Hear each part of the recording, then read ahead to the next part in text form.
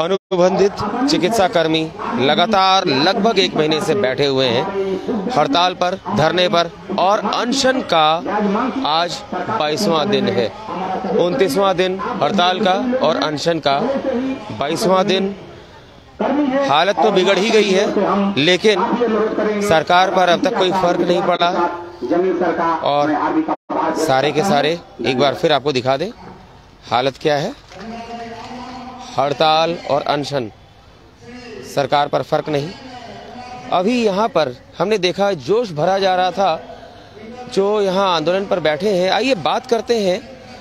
अभी जो स्थिति चल रही है, लगभग 1 महीना हो गया है हड़ताल का और आज 22वां दिन है अनशन का। अभी तक सरकार पर कोई फर्क पड़ता नहीं दिख रहा है, क्या कहेंगे आप? नहीं, ऐसी बात नहीं है कि सरकार पर फर्क नहीं पड़ रहा है। सरकार बहुत संवेदनशील है। सरकार समझ रही है कि जो लोग स्वास्थ्य विभाग के जो एएनएम जीएनएम है, पारा कर्मी हैं, वो आंदोलन कर रहे हैं और इनकी मांग है कि हमको नियमित करे, समान काम का समान वेतन, और हमको पूरी तरह से सम्मान, पूरा हक और अधिकार मिलना चाहिए।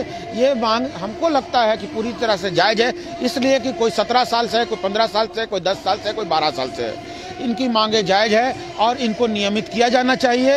इनको समान काम का समान वेतन मिलना चाहिए और इनको सम्मान मिलना चाहिए। ये कहीं से नहीं लगता मुझे कि ये गलत है। सरकार संवेदनशील है। माननीय मैं युवा मुख्यमंत्री, माननीय मैं युवा स्वास्थ्य मंत्री और परम आदरणीय अपने स्वास्थ्य सचिव से ये मांग करना चाहता हूँ कि आप अपने परिवार के इस अंग को, परिवार के सदस्य को, परिवार के बच्चों को, परिवार के जितने भी जो आपका महकमा है, इनको आप गले लगाइए, इनकी मांगों को तुरंत पूरा कीजिए। बहुत हुआ, अब महीना भर पूरा हो गया है इस आमरण अनशन से, इस धरना से। आप इसको तुरंत समाप्त करा करके इनकी मांगों को यथाशीघ्र पूरा कीजिए और इनको अधिकार देने का काम करें।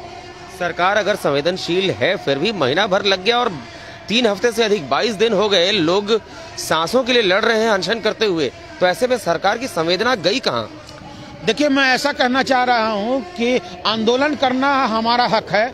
आंदोलन करने में तो बहुत कुर्बानियां देनी पड़ती है। आंदोलन देने के लिए बहुत कलेजा चाहिए, बहुत हिम्मत चाहिए। लेकिन मैं इस सरकार से ये नहीं कहूँगा कि आप नकारात्मक हैं या आप गलत हैं या आप हमको पूछ नहीं रहे हैं। हम आपके परिवार के सदस्य हैं, हमको दर्द होगा तो हम आपसे फरियाद करेंगे, आपसे गुहार लगाएंगे, आपसे विनती करेंगे, आपसे प्रार्थना करेंगे। मेरा ये कहना है कि आप जो ये मांग रख रहे हैं कि हमको नियमित किया जाए और हमको समान वेतन मिलना चाहिए, हमको अधिकार मिलना चाहिए, हमको सम्मान मिलना चाहिए, ये निश्चित रूप से मिलना चाहिए। क्योंकि ये उदारवादी मुख्यमंत्री हैं। इन्होंने कई कर्मचारी संगठन के द्वारा किए गए काम को लेकर के कुछ मांगों को पूरा किया है। हम उसका बधाई भी देते हैं कि जैसे कि पेंशन, पुराना पेंशन देने का काम किया, उसी तर्ज पे यहाँ पर इन लोगों को भी नियमित रोजगार देना चाहिए, जिससे कि सरकार सुदृढ़, मजबूत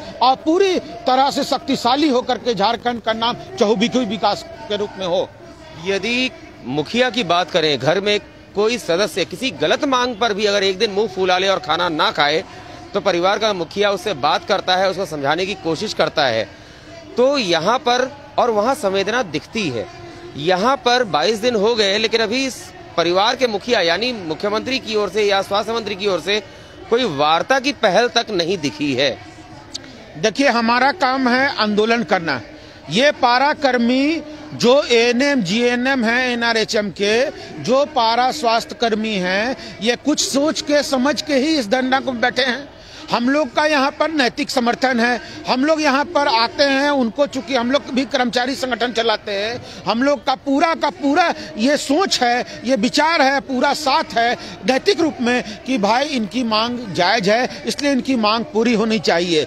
लेकिन एक मैं शेर कहूँगा कि कुछ तो मजबूरियाँ रही होंगी, वरना यूं तो कोई बेवफा नहीं होता।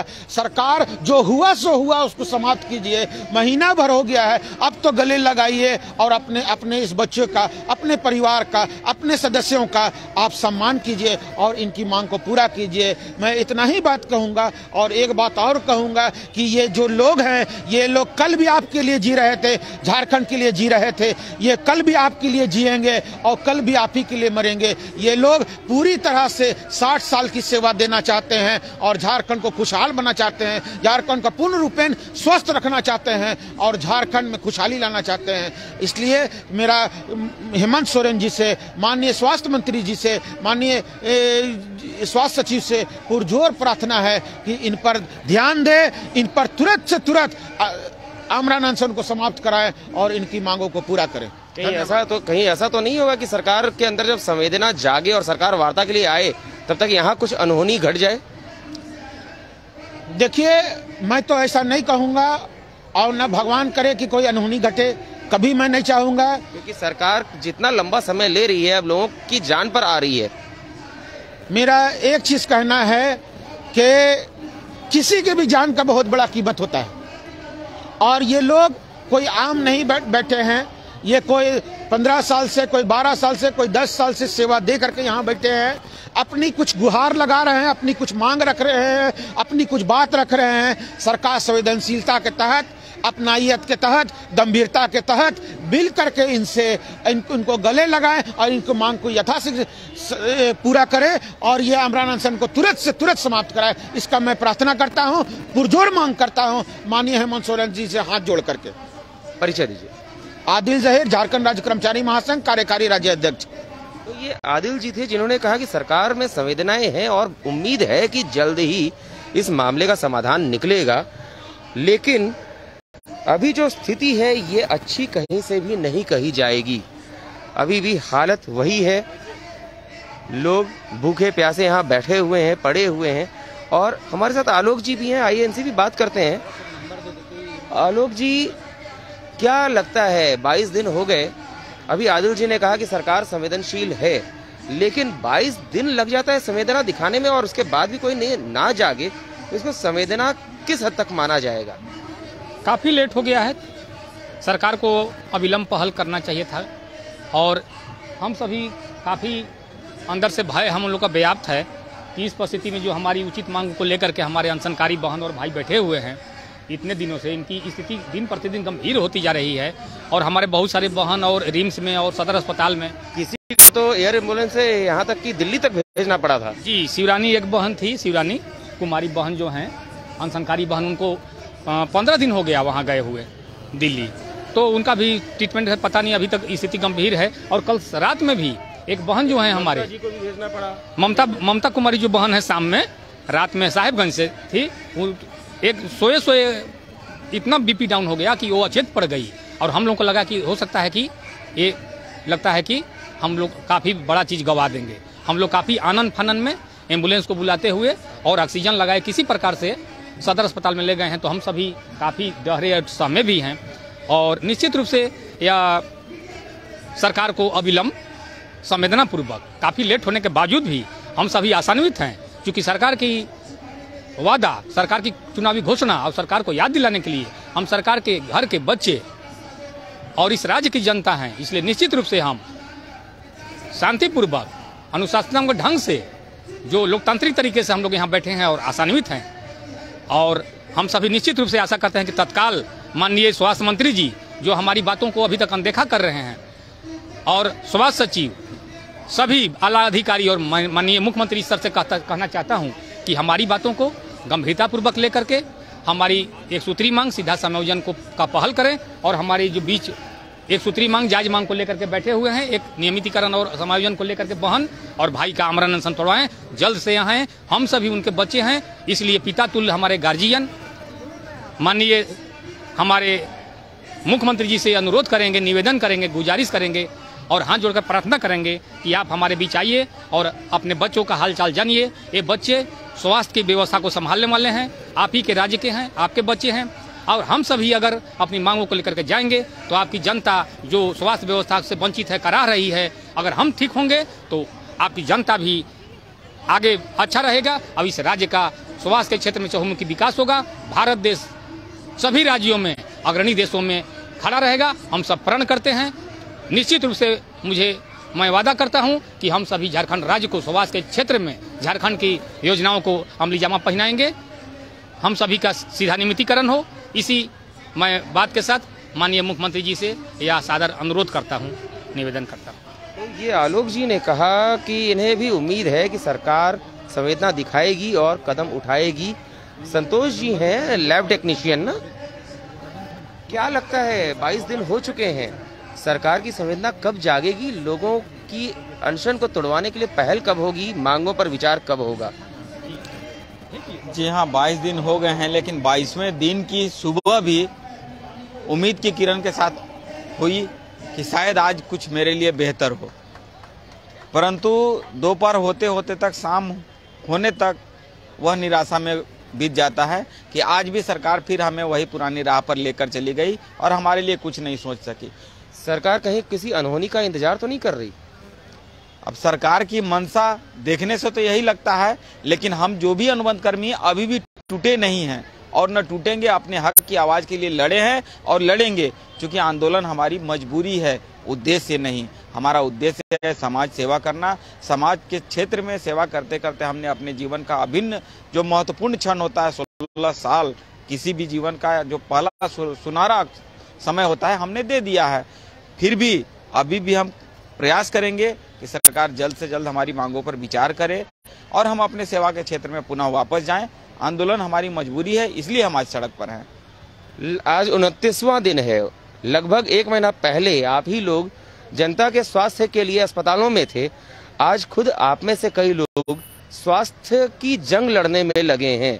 क्या सरकार को दिखाई नहीं दे रहा 22 दिन से? अगर आंखें बंद हैं तो क्या कहेंगे हेमंत जी से, क्या कहेंगे बन्ना गुप्ता जी से?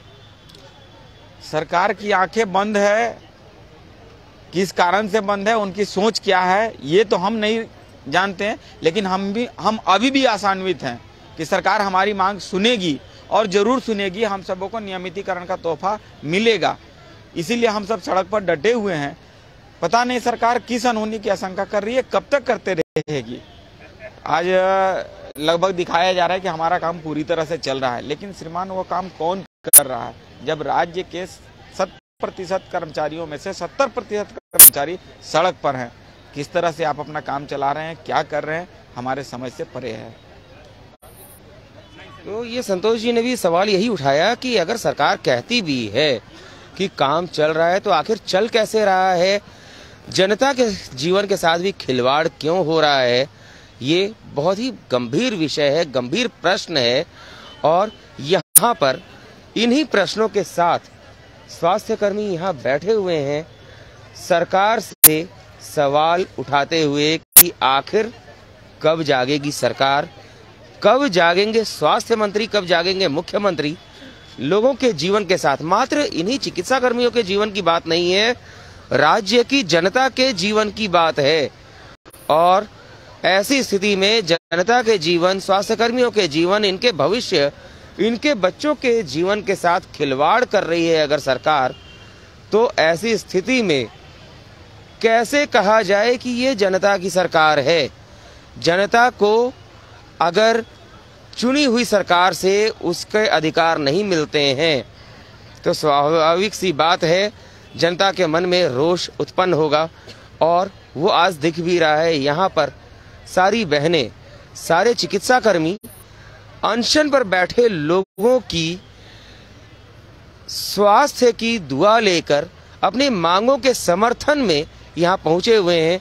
और आपको दिखा दें कि बिस्तर पर जितने लोग यहाँ थे, आज फिर कई लोगों की तबीयत गड़बड़ होने के कारण अस्पताल ले जाया गया है।